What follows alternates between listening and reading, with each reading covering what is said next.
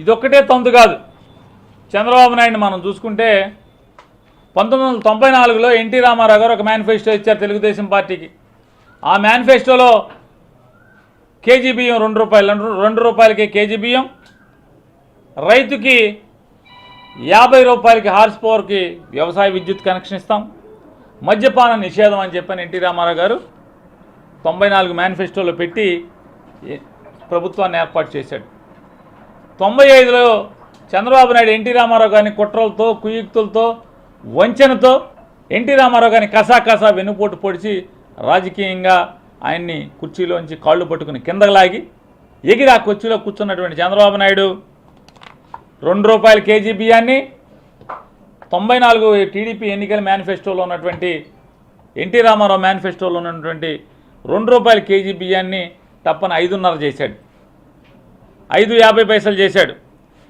వ్యవసాయ విద్యుత్ కనెక్షన్లో హార్స్ పవర్కి ₹50 ఉన్నదాన్ని హార్స్ పవర్కి 650 చేశాడు.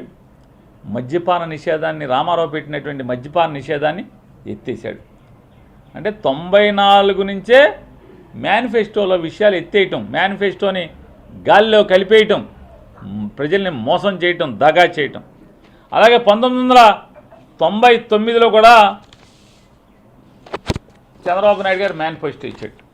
1999 మేనిఫెస్టో వాగ్దానాలు. ఈ 99 మేనిఫెస్టోలో చూసుకుంటే అసలు మామూలుగా అందులో కూడా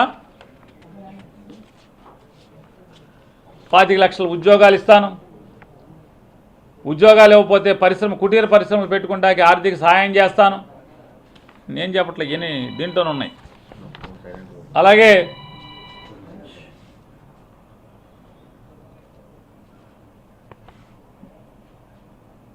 ఇళ్ల స్థలాలు ఇస్తాను, బలహీన వర్గాలకి 7 లక్షల పక్కా గృహాల చొప్పున 5 ఏళ్లలో 35 లక్షల ఇళ్లు నిర్మాణం చేస్తాను,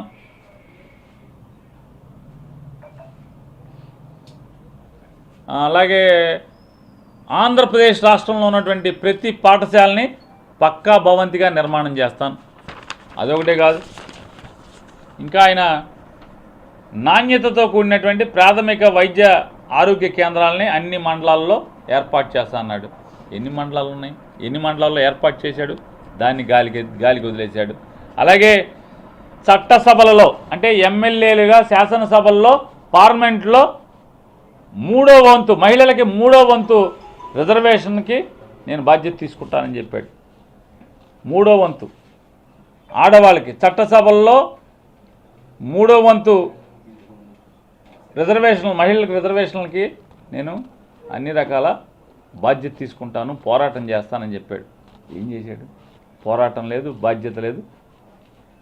ఆఖరికి తన పార్టీలో 10% మంది కూడా ఆడవాళ్ళకి టికెట్లు ఇవ్వలేదు. అలాగే మహిళా బ్యాంకులు ఏర్పాటు చేస్తాను. ఏ ఊళ్ళో ఎక్కడ మహిళా బ్యాంకు ఉంది? మేము ఎక్కడన్నా చూసామా మనం? ఒక్క మహిళా బ్యాంక్ ఏమైనా ఉందా? మహిళా బ్యాంకు లేదు. పోస్ట్ గ్రాడ్యుయేట్ స్థాయి వరకు మహిళలకు ఉచిత విద్యా సౌకర్యం.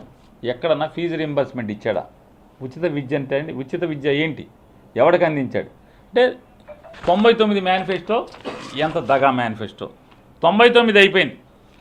2014లో మనం చూసాం. అంటే 4లో కూడా 9లో ఇచ్చాడు కాబట్టి, కానీ ఆ మాటలు ఎవడో నమ్మలేదు. 2009లో ఒక 300 చిల్లర హామీలు ఇచ్చాడు. రాజశేఖర రెడ్డి గారు 2 హామీలు ఇచ్చాడు. 5 ఏళ్ల అధికారం చేసినటువంటి రాజశేఖర రెడ్డి గారు 2 హామీలు మాత్రమే ఇచ్చాడు. ఆ 2 హామీలు ఏంటి అంటే ప్రతి మనిషికి 6 కేజీలు ఇస్తానని చెప్పాడు. అంటే 1 కేజీ పెంచి బియ్యం ఇస్తానని చెప్పాడు. అలాగే 7 గంటలు నిరంతరాయమైనటువంటి అంతరాయం లేనటువంటి విద్యుత్ని వ్యవసాయానికి 9 గంటలు ఇస్తానన్నాడు. ఈ 2 తప్పితే ఆయన ఏమేమి చెప్పలే.